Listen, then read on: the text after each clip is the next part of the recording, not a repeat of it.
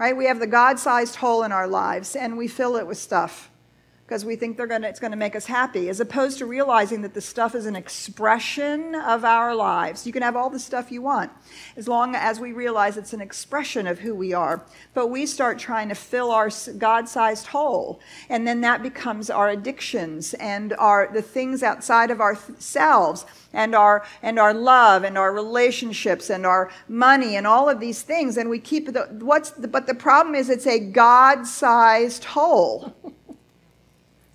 Right? So there's only one thing that can fill it. God. I'm so glad you joined us today. That makes you a part of CSL Dallas, and we love that our community continues to grow. And we also love to give great spiritual content. And a way that you can participate in our community is financially give to it. It's easy to do so. Go to CSLDallas.org and hit the give button.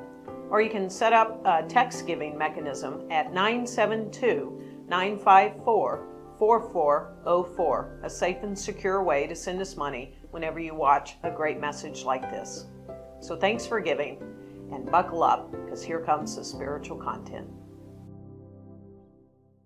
We are starting this month about igniting the teachings of Jesus. And we were talking about this. It's like, well, okay, some people are really, Jesus freaks. Some people like Jesus. Some people follow the teachings. Yeah, we got one of those too. Some people follow the teachings of Jesus. Some people like, no, not so much, And so this is a month where we just get to have a new attitude about this person that brought an expansive spiritual attitude to all things present during his time when his teachings started to really take hold. And so let's talk just briefly. We're going to talk about him all month, but what is Jesus all about? And this is from the metaphysical science mind perspective. What is Jesus all about? Well, he said, seek the kingdom first, and everything else is added unto you. So seek the kingdom first. And basically that's seek the kingdom through our thoughts, through our motivations, and all of the thoughts and motivations that we have should be attuned to spirit and in alignment with spirit. And when they're not, things happen, don't they? Yeah. He said that we should practice the presence of God. It's all right. Practice the presence of God. So we get to take up what is that like to practice that. He plunged beneath the material surface, and he went way below the surface of things, and he always found the spiritual cause, because Jesus knew the balance of love and law. It's like a Reese's peanut butter cup. You can't have one without the other. You might prefer chocolate a little bit, and you might prefer peanut butter, but they really do go together. Love and law. Love and law. He knew that. He knew the balance of the personal and the impersonal, and he brought that to everything that he did, all of his actions, all that he spoke, all that he shared. He loved to say that no one gives us to us but ourselves, and no one can take us away but ourselves. That's love and law. Give to us and take it away. There's only one person, one thing, and that's each of us. He also said and taught about who would know God must be as God. He didn't say must worship God. He said must be as God. That is a new attitude about all things God when he brought that to earth. And he talked about that this good is universal. There's nothing exclusive about it, although later on there was a lot of exclusivity discussed. But he did not ever talk about that. He said the good is universal. There is no one exclusive way, and all the good there is belongs alike to each of us. And through all of this, through all of his teachings and all of the cause and effect and everything that he did, he had a deep and abiding love for humanity. And that was the key tenet. Love God and love our neighbors as ourselves. So he had a true love of humanity. So we're here to talk about his attitude and the Beatitudes. So the Beatitudes are the big portion in the Sermon on the Mount, right? And it's either, depending on which version you look at, it's either 7 or 8 stanzas. And it's a typical oral way for an oral tradition to remember key tenets and key ideas. And ultimately, these Beatitudes are rules for spiritual living. They are the way in which we can engage in spiritual living. Unfortunately, so often they're taught as either an ethical or moral way of being in the world. And the idea is that if you do this, if you are this, then God will bless you or favor you. And so to do right, to be moral or ethical. And yet, if we dive below that and we really look at the teachings, these are, in fact, rules for spiritual living. And ultimately, Karen and I, we had this fabulous conversation, really diving into this. And we kept exploring, what does blessed be mean? And for the way that we're taking this up today, blessed be, actually, these are promises. You are promised that if this is a way in which you engage in life, this is what's going to happen. This is what you will experience. They are promises of the result of spiritual living. And so we're taking them up this way. And so what we're going to do is we're going to look at each of the Beatitudes, and then we're going to explore them from a metaphysical point of view. And then we've rewritten them for the 21st century. So I like to call it Beatitudes 2.0. Blessed are the poor in spirit, for theirs is the kingdom of heaven. Well, the first thing that, of course, happens all the time is that this gets shortened into blessed are the poor. And it's not. It's blessed are the poor in spirit, for theirs is the kingdom of heaven. Well, we already know that the kingdom of heaven is within us. And we know that the kingdom of heaven is that place where life works beautifully. And we have the power and authority as the king or queen to have our word mean something. But what does it mean to be blessed? Blessed are the poor in spirit. And so if we think about being spirited, right, we can think about people are very spirited, but it's easy for spiritedness to turn over and to fall over into egotism. And so I can be very spirited in my opinions. I can be very spirited in knowing how it is supposed to be. And most importantly, I can be extremely spirited in knowing how you're supposed to do it. Right? And so to be poor in spirit is to set aside our egoic viewpoint, our prejudices, our bigotry, our false ideas about life and about who we are and what's actually going on. To clear the veil, to move from that human sort of egotistical, not like selfish so much as human viewpoint, which has to do with, am I liked? Do I disapprove of you? Do you disapprove of me? How big do I have to be so you'll see me and pay attention to me? Right? All of those things. Blessed are the poor in spirit, are those who have opened their minds to a new attitude, a new way of being in the world, which is fundamentally a spiritual way of being in the world. It's poor in the human egoic viewpoint, because then we experience the divine presence. So we've rewritten this into promised are the open-minded. For, I can't hardly read that. I have to look down here. I have to look down here because that is really challenging for me to read. There we go. Blessed are the open-minded, for they awaken to the divine presence. Open-minded, meaning being willing and able to see through our false thoughts, our false beliefs, our false projections, our false ideas about ourselves as human beings and about each other and about how life works. To be open-minded to a revolutionary spiritual wisdom which flies in the face of everything that we learn about how to keep ourselves safe and secure in the world. Promised, if we are willing to be this and do this, then we awaken to the divine presence. Now, the second one builds on this. Blessed are they that mourn, for they shall be comforted. And yeah, so we spent a lot of time on what does this, why would it be mourning that is comforted? Why wouldn't it maybe be other things that are comforted? But when we mourn, you see, we are deeply grieving, deeply feeling our life experience.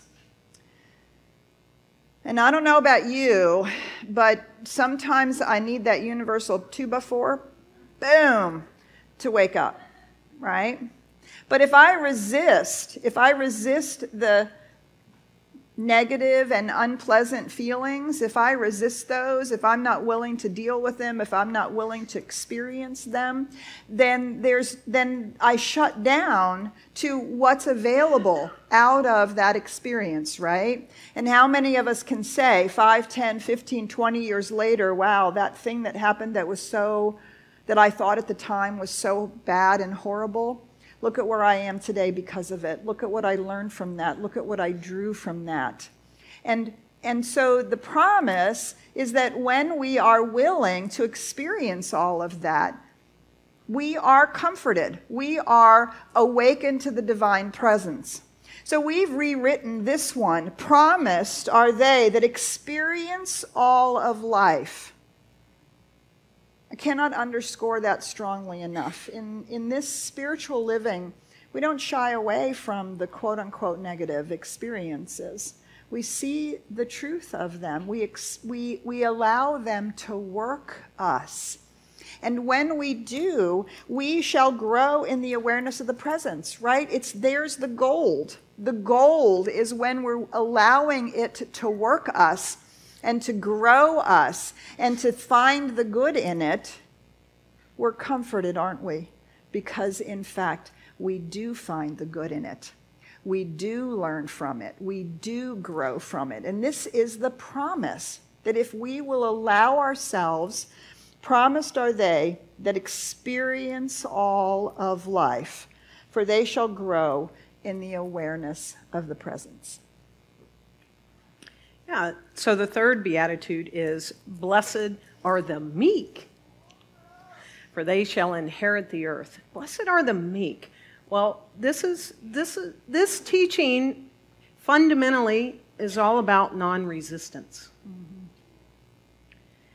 You know, it teaches us that the times of the warlords and all the plunderers of all the material things and everybody that wanted to grab and grab and grab.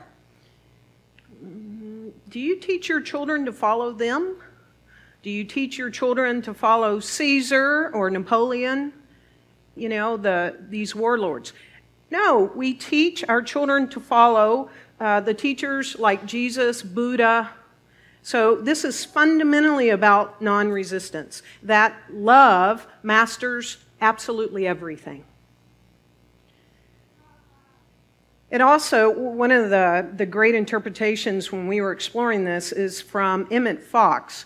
So, blessed are the meek, for they shall inherit the earth. So there are two key words in this one, meek and earth. And Emmett Fox shares that the earth actually means not the planet, not the physical earth, it means manifestation. So that changes everything. Blessed are the meek, for they shall inherit the earth. So every expression, every manifestation is a result of cause. So now we're getting into the law of cause and effect, that everything is causal and that we can manifest and be that causal presence, that causal force. And all causation, as we know, it's mental. It's our thoughts. It's our action. Everything comes from within. And that includes our home, that includes our business, that includes our relationships with ourselves and others. And so it's all causal. And when the alignment comes of my will and thy will, they're both here. One's not out here. My will and thy will, when that comes in an alignment, and we truly know that they are the same, then it is that which we can inherit on earth. and manifest in our life. And that means we need to be in alignment with thy will as well. That which is love, that which harms no one. And so this beatitude tells us to set aside the idea of trying to force or manipulate anything on the physical plane. And so we rewrote it to say, promised are they who are willing to trust the law, and know that the law works. Those who are willing to trust the law, for they shall manifest. They shall inherit the earth. Yeah, Ernest Holmes says the law is an obedient servant, but a terrible taskmaster. And it is a taskmaster when we are not humble to it, like use it the way it's supposed to be used. So we can reclaim all these words and ideas for a truly radically different way of thinking about things. So blessed are those who hunger and thirst for righteousness' sake, for they shall be filled. What does it mean to hunger and thirst? Right? To need sustenance, to need things that grow us, to need the support. And when we hunger and thirst, we're craving and making sure that we are fed and filled. So blessed are those who hunger and thirst for righteousness. You know, it's interesting, there's so many different ways of understanding this word righteousness. And there's a lot of people who interpret this and point to, well, Jesus' lost 18 years might really have been spent somewhere in India, who knows, with the Essenes, with the mystery schools in Egypt, nobody really knows. But that righteousness might point to the idea of right living, the eightfold path, right thinking, right speech, right action, right vocation, right, all of these, which really is this alignment that Karen was talking about. When we are aligned and can use the law, you see, we begin to hunger and thirst for deeper and deeper alignment, for deeper and deeper awareness of the presence and a deeper and deeper understanding of the universal laws and the spiritual principles that work in our lives. And so we begin to hunger and thirst for that. Ernest Holmes says we all have a spiritual yearning. Every one of us has a spiritual yearning. It's what causes us to explore spirituality, to seek the divine presence, to want to have more in life, a greater experience of life than we are having right now. The problem is there's only one thing that can fill the spiritual yearning, and that is spirit. So we have to hunger and thirst after righteousness, not after goodies. Not after stuff, not after all that stuff out there that we think is going to make us happy, but to hunger and thirst after righteousness. And the promise is, if we will hunger and thirst after that and go for it, our spiritual yearning will be fulfilled. Knock and the door shall be opened. Ask and you shall receive. Right? As we turn to God, God is already turning to us. And so we talk about this as the God-sized hole, right? We have the God-sized hole in our lives, and we fill it with stuff because we think it's going to make us happy, as opposed to realizing that the stuff is an expression of our lives. You can have all the stuff you want, as long as we realize it's an expression of who we are. But we start trying to fill our God-sized hole, and then that becomes our addictions and the things outside of ourselves, and our love and our relationships and our money and all of these things, and we keep but the problem is it's a God-sized hole. Right? So there's only one thing that can fill it. God. There's only one thing big enough, full enough. And we have a spiritual yearning within us because that's what we're seeking, is that recognition. Seek ye first the kingdom of heaven. Seek ye first the kingdom of heaven, and all else shall be added unto us. And where does the kingdom of heaven live? It's not seeking it out there. Seeking first the kingdom of heaven, right living, right alignment, spiritual reality within us. And the promise is that we will be filled. So we rewrote this. You know, we had so much fun. Can I just tell you how much fun we had with this? Like, really, like, what, and like, you know, you can taste words, right? You have to roll them around in your mouth. Like, what does this really mean? Promised are they who crave truth and reality. Not just people who talk about it or think about it or occasionally read a good book about it or occasionally come to a Sunday morning about it. Promised are they who crave truth and reality, for they shall find purpose and belonging in spirit. Isn't that what it means to be fulfilled? To discover the purpose, our reason for being in the world, and to discover that we're part of the whole. That when we crave truth and reality, and nothing less will do. You know, having been pregnant, I know about cravings. Right? But we've all had cravings, that thing you just can't live without. That's what that word crave means to us. That thing you cannot live without. Having not been pregnant, I know what cravings are like too. Let's include everyone. That's right. Promised are they who crave truth and reality, right? That thing you cannot live without.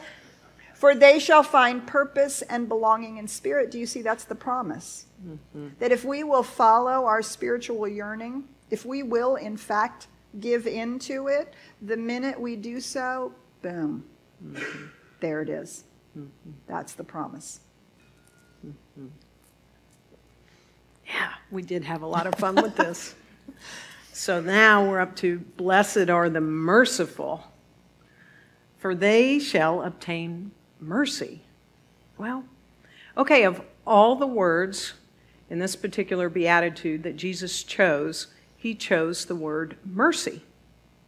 And we really talked about that, like, why did he choose mercy? Well, mercy is really representing kindness and compassion and love. You know, it's this, and what he's saying is, when we give out compassion and kindness and love, it must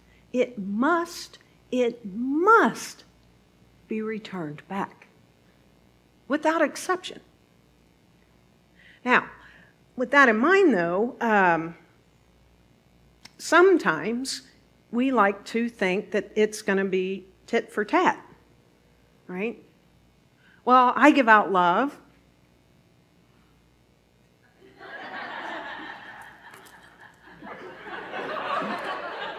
I give it back. Right?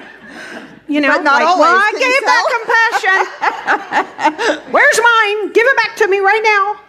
I mean, really, aren't there times in our lives where there's just absolutely times when I know I can't even see it in the moment. Like, how? If I give compassion, how would this ever be returned? I mean, this person's a jerk, but I'm going to be compassionate. And sometimes we expect it to come right. It may not even come back in this lifetime, but it must. It must return to us. That's what Jesus is saying, and that's what he's teaching us. So it's worthwhile. He's telling us it's worthwhile, and it's better to be that, even and especially in the moments that we can't even fathom how that would be returned. Mm-hmm. And we let go of the, quote, tit for tat thing. Mm-hmm. Let go of the sheet that goes, well, I'm 4, you're 2. Right? The counting.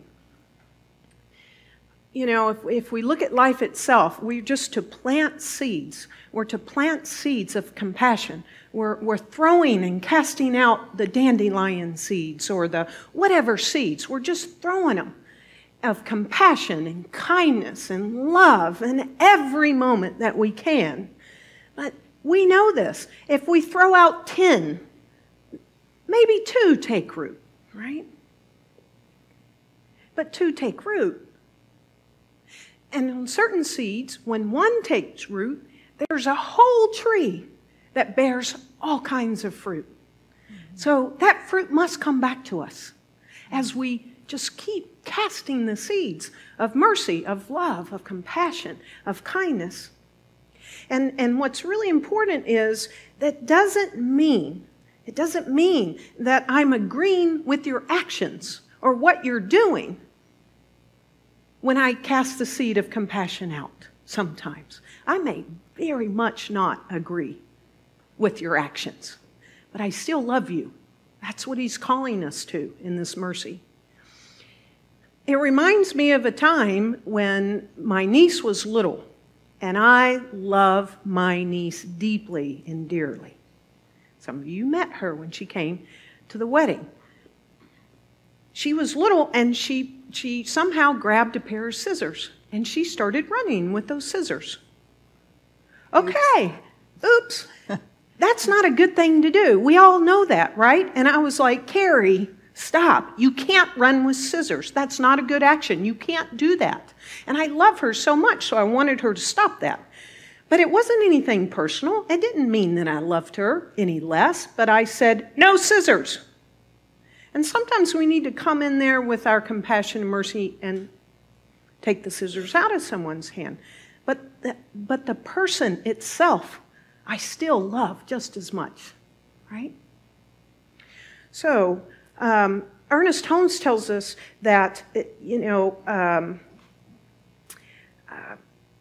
well, actually, the scissors were supposed to be in the next one, but that's okay. We'll do the scissors again. We'll get to the scissors in a minute. This shows that you can make mistakes and live through it. Yes, absolutely. You have compassion and mercy for me? Good, good, good. So we rewrote this one.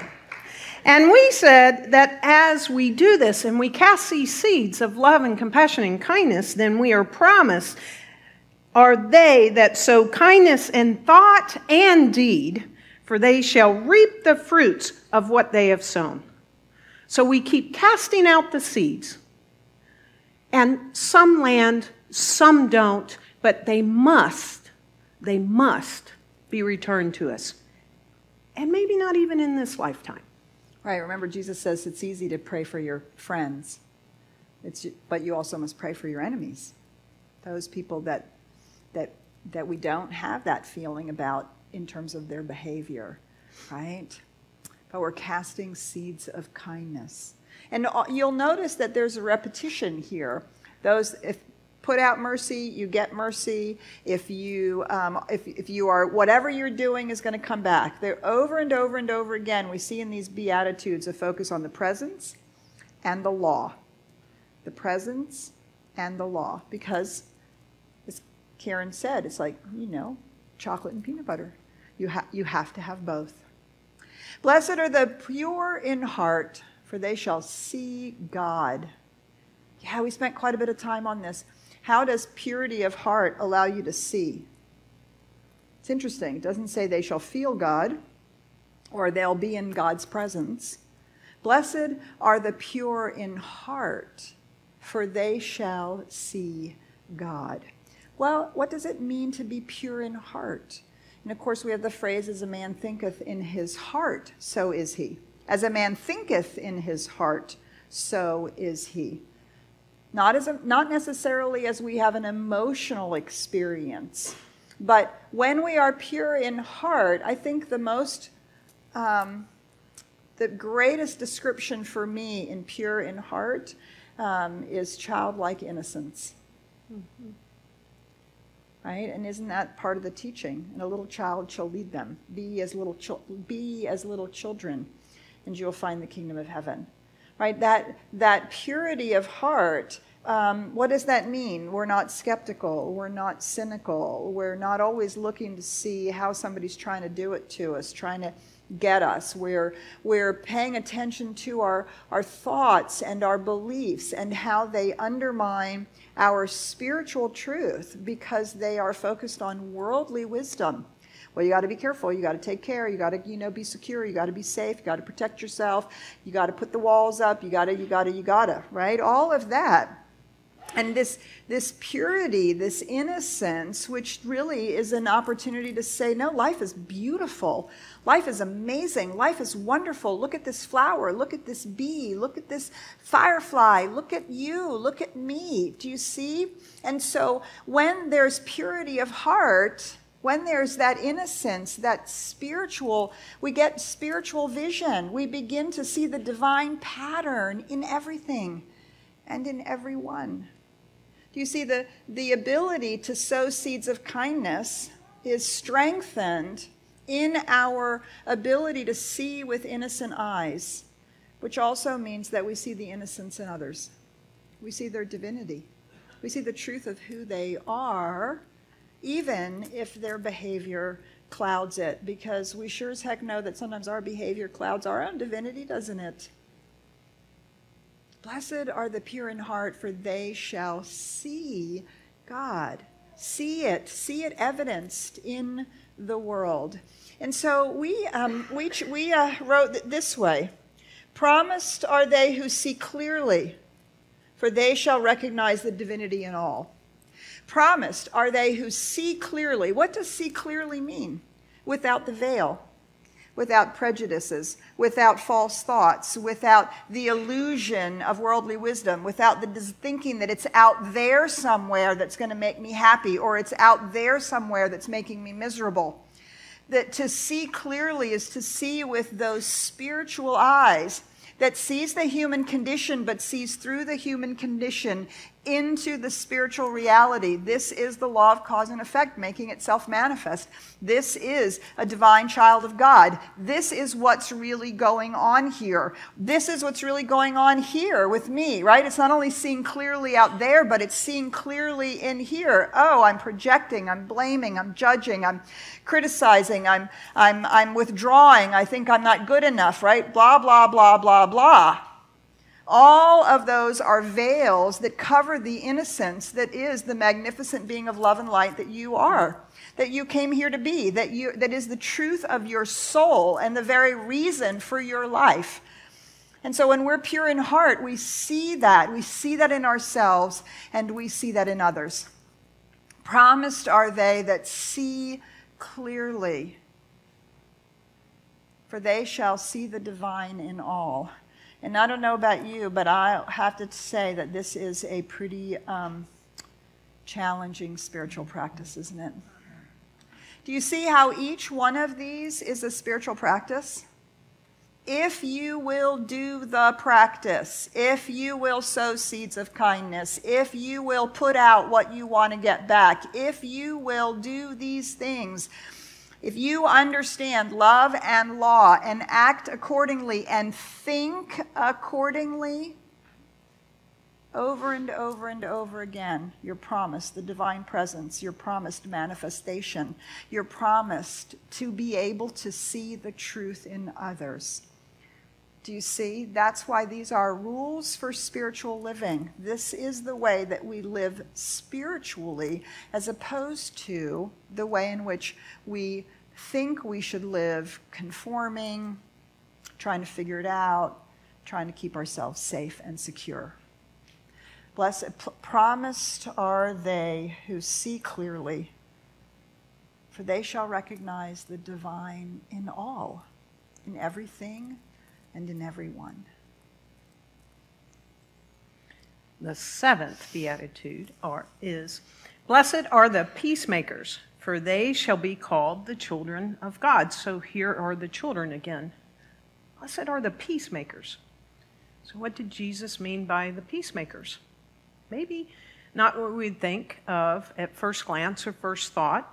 Peacemakers are those that are inwardly self-aligned.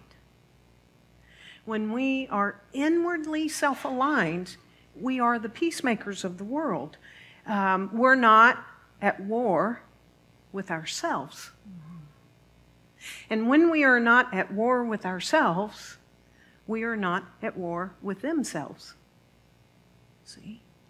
And so we are these peacemakers. We walk in the world with a sense of serenity.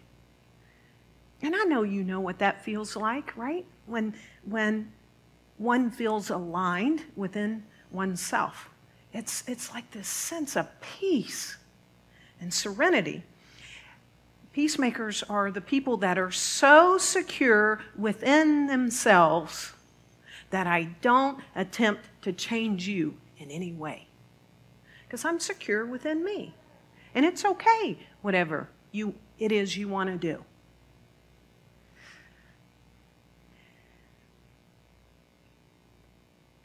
This is when Ernest Holmes talks about the unity of life. And there's a unity at the center, he says, and a variety at the surface. So I allow the variety of life to take place. I'm excited about the variety of life and how it takes place at the surface. I celebrate it. And so I can be a peacemaker, and I am a peacemaker when I can include, understand, and be okay with myself, and I can be okay with all of you too.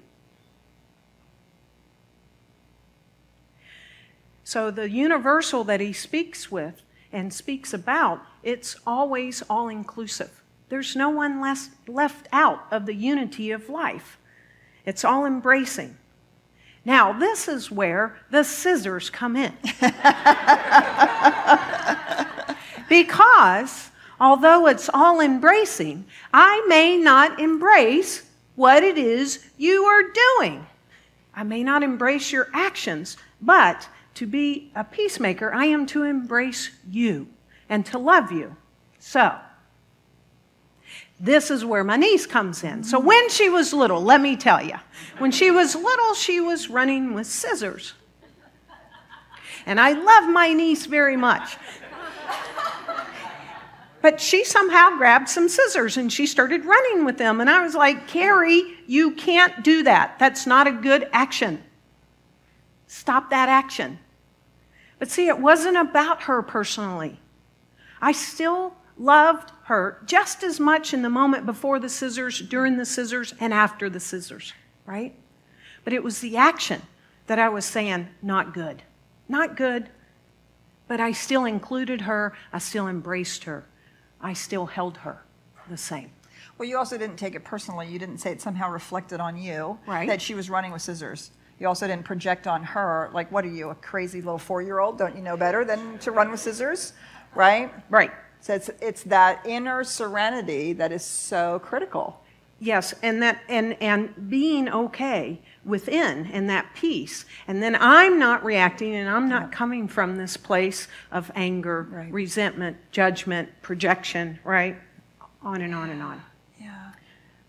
So we rewrote this one to say, promised are the self-aware, for they shall bring serenity to humanity. Isn't that like a nice, cool glass of water, like when it's 102 outside? Blessed are the self-aware, for they shall bring serenity to humanity.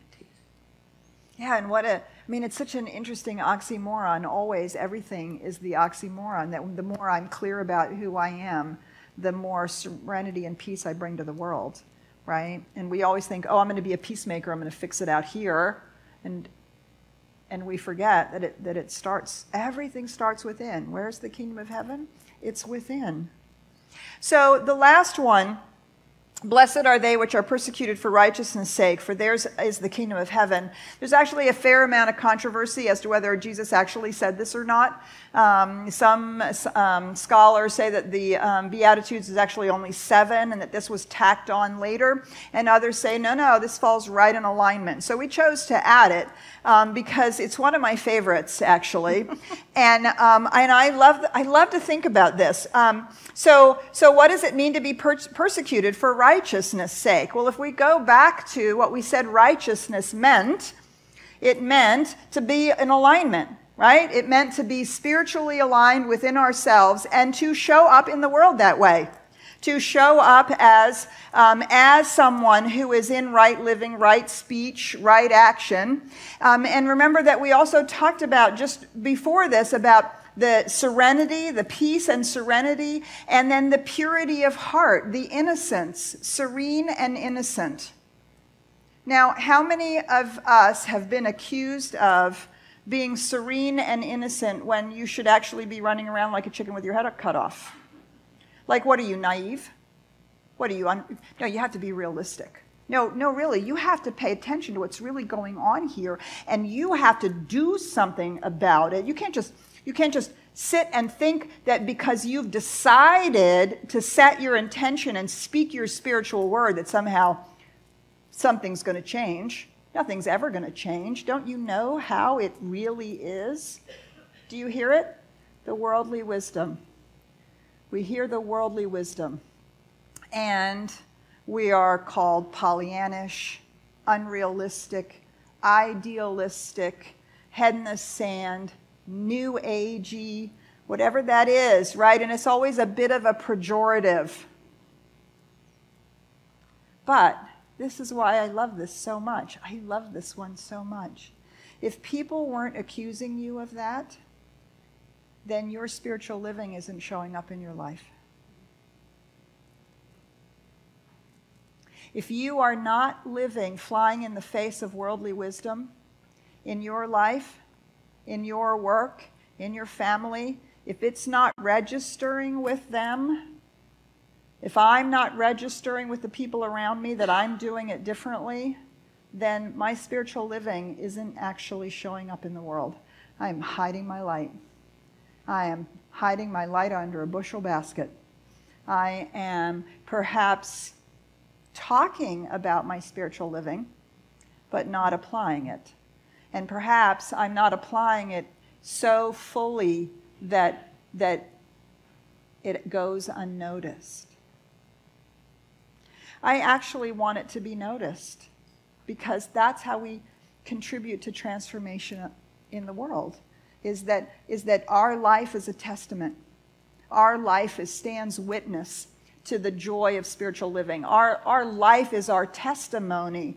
We don't have to proselytize. We don't have to tell people that there's another way. We just have to show up and be that, and be positive, and be idealistic, and be willing to say, no, if we intend it to work out, I know that it's going to work out.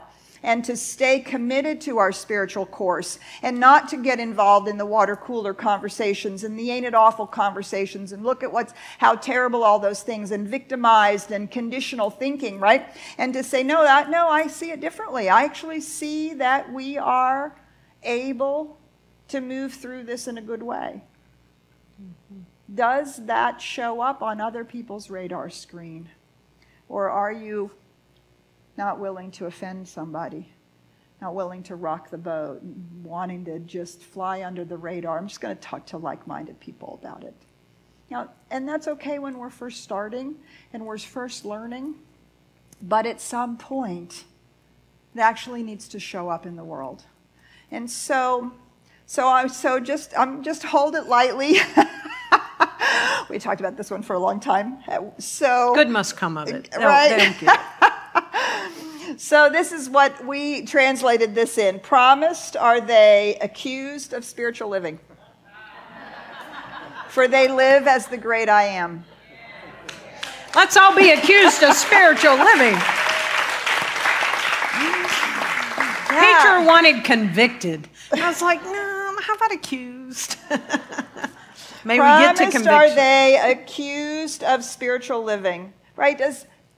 Science of mind says that our spiritual living should radically alter the way that we show up in the world. You look at the teachings of Jesus in the life of this man, it radically altered the way he showed up in the world. And it radically altered the way people showed up in the world when they followed the teachings. When they followed the teachings. Right? And so we want our teachings to actually manifest in the way in which we engage in life. And so these Beatitudes are promises, and you can really dive more deeply into this. I can't recommend strongly enough Ernest Holmes' book, Words That Heal Today. It's a beautiful expose on these teachings. Now, you know Ernest Holmes, for those of you who've read it. Do not think he's going to go like chapter and verse. And he's not even going to tell you what chapter and verse they come from, but you're going to recognize them. And he weaves it through in this extraordinary manner. And it's all about us taking it up and how we're going to take it up. So we want to ignite the teachings of Jesus. So the ushers are coming forward, the greeters are coming forward. We do actually have these for you.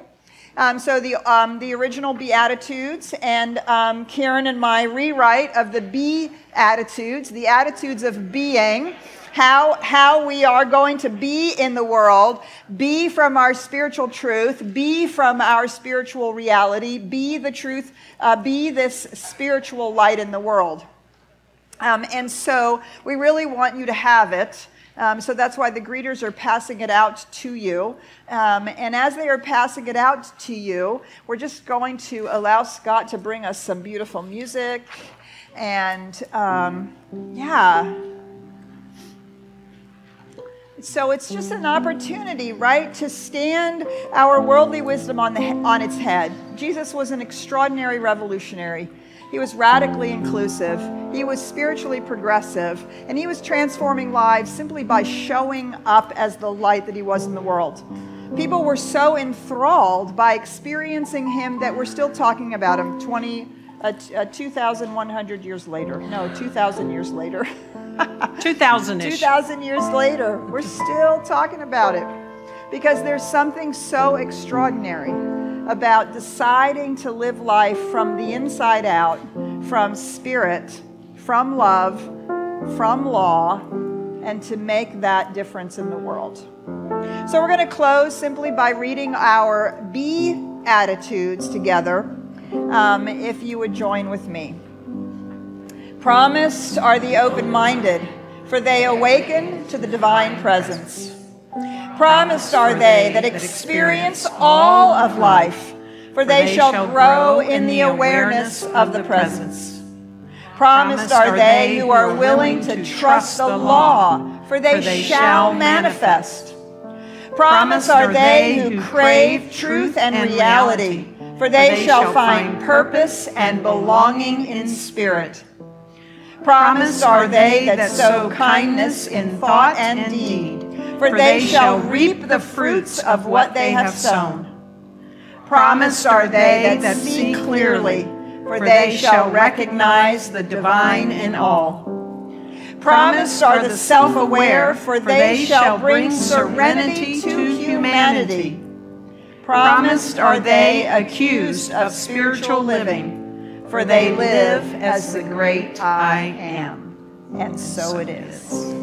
Yes.